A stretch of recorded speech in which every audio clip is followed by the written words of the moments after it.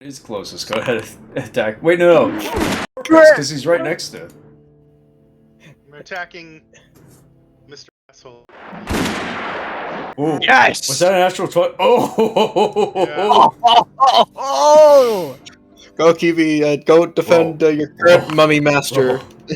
65! But, anyways, Silk, how do you want to do this?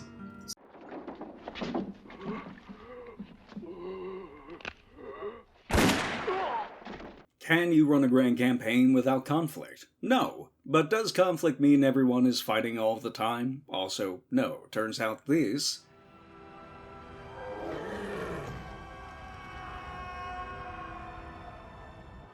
can be the exception, and this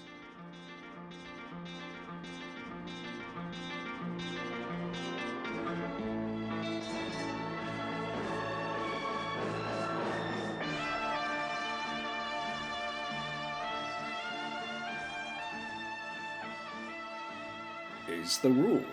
The Mexican Standoff, an armed stalemate where people in conflict cannot retreat. They can't surrender, but they also can't shoot, can't make a move. Imagine one guy's off to the left, gun in each hand, pointed at two other fellers. They are ostensibly at his mercy, and he can't shoot.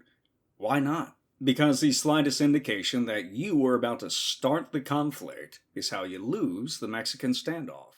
The person who acts first is at the biggest disadvantage.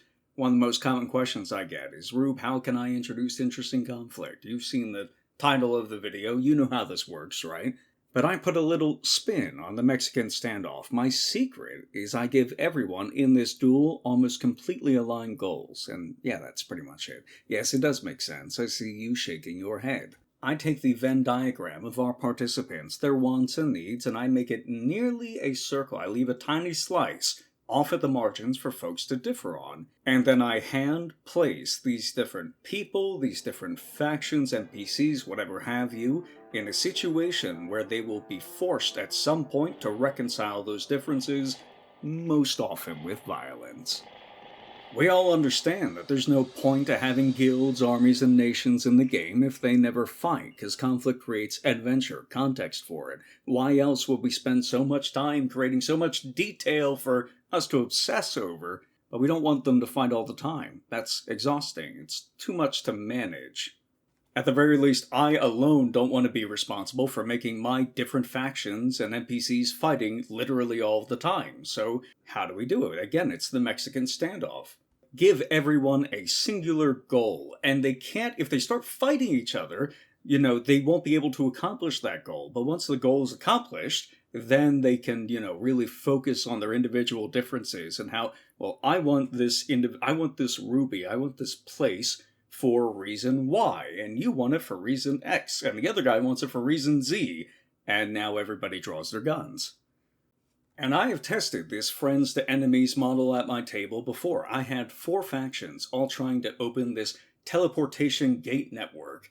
Kind of think of like the Stargate network. They didn't like one another, really, but without player interference, my factions wouldn't start fighting until they actually got the gate open. And with my players interfering, they actually did it a little bit beforehand, but it was close enough. Same session. There was this bad guy, Fey Lord, who was trying to open the gate because 2 of his armies were stuck behind these teleportation gates, so he needed them open again in order to move. His armies couldn't go anywhere until the network got reactivated, so he sends a couple of lieutenants, hags and warlocks, to contract an excavation company to figure it out. Miners, archaeologists. Things go poorly for the company. They had to accept some external help, and this is where everything came in. So a mummy showed up, he teleported his pyramid to the dig site, and he offered them some additional assistance, additional protection, in exchange for being able to use the teleportation gate. He wants something from the Fae. Who cares what it is? On top of this, the Centaur tribe lives nearby, waiting for the gate to open. They're not happy about the dig site and pollution, but the prospect of reconnecting with other tribes further north using the teleportation gate stayed their hand until the mummy showed up, and then they were outright hostile. So everybody wants the hub open and working yesterday more than anything else right now, so why would they eventually fight with one another? And if I reverse that question, then I get the Mexican Standoff. I get my excuse. Why wouldn't they fight with one another? Because the default answer So why wouldn't you fight with one another in the Mexican standoff is, if I shoot first, maybe I kill the guy I'm aiming at, and then somebody else kills me. And so I know the reason these 4 different factions are not going to fight with each other, not like in open warfare just yet, because they want the gate open. They all want the gate open. If they start killing each other before they get the gate open, that's going to cause a bunch of problems. Everybody would really prefer to start killing each other, the people who want to kill each other, after the gate gets open. So they wait. Unless, of course, somebody makes them shoot beforehand. Pythus isn't interested in helping the mummy with his goals, and if he turns down the mummy, he's got a potential enemy on his doorstep. And the excavation company he hired, they're whiny, they're expensive, they made him wait. So maybe he just presses them into service or as levies, as punishment for the inconvenience, or maybe as a prank. The mummy was taking workers and centaurs who were wounded or killed, anything that would qualify for workers' comp, to make more mummies. Apparently this works on centaurs. It's awesome. The centaurs are up in arms because their home is getting destroyed. They're getting captured and killed. They have these little border skirmishes, patrol skirmishes with sometimes the workers. They're really not happy with the workers right now. There was kind of like tense friendliness before, but they're really not happy with the mummy and his minions. Now getting the gate open is about more than just connecting with other tribes, because they're ready for the warpath. And then you've got everyone on the bottom of the hierarchy, right? The company, the Ettins and tieflings and gnomes, the miners, the archaeologists that are all working to get this thing unearthed and working. They're getting abused by the other 3 factions. They're ready to snap at any moment their backs are against the wall. If they feel like there's no way out, they're lowest in the hierarchy. They're ready to grasp at any helping hand that, for instance, the players might provide. So this is conflict. This is real conflict, and it works so well in adventures, because in war, intensity will rise and fall in a way that can seem random. But under the Mexican standoff, all of your participants stroll out into the open, they all have their hands on their guns, but they don't do anything until somebody says draw, or something else happens that makes them draw. You get the idea. If the players do nothing, I know that they will eventually draw and shoot. If the players decide to do something, if they want to form alliances, I know exactly how many apologies, threats, loot they have to give up in order to make that happen.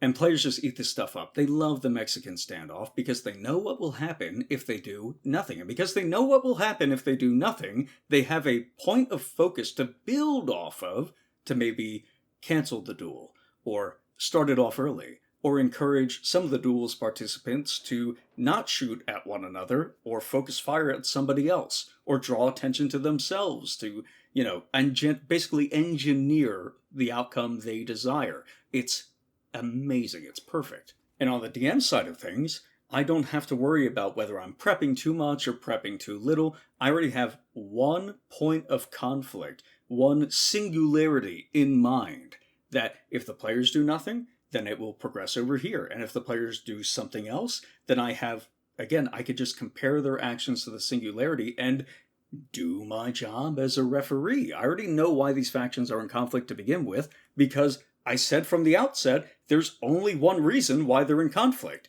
and only one reason why they're not fighting right now. Perfect. If the players want to make or break alliances, I have a pretty good idea of how much loot, apologies, or threats they need to make it happen. So that's the idea. You're going to use the Mexican standoff, you're going to set up individual factions, you will give them mostly aligned goals, like here. Everybody wants to get this gate open. Everybody wants this artifact recovered. And then once that happens, everybody goes back to their own little corner, goes back to their head and says, actually, I think I want to be the person in control of this thing that everybody was invested in. If everybody is thinking that at once, then everybody is going to start fighting. Now you have easy conflict. Go do it. Yeah, like and subscribe and hit the notification bell before you go, but seriously, go do it. When you have to shoot, don't talk.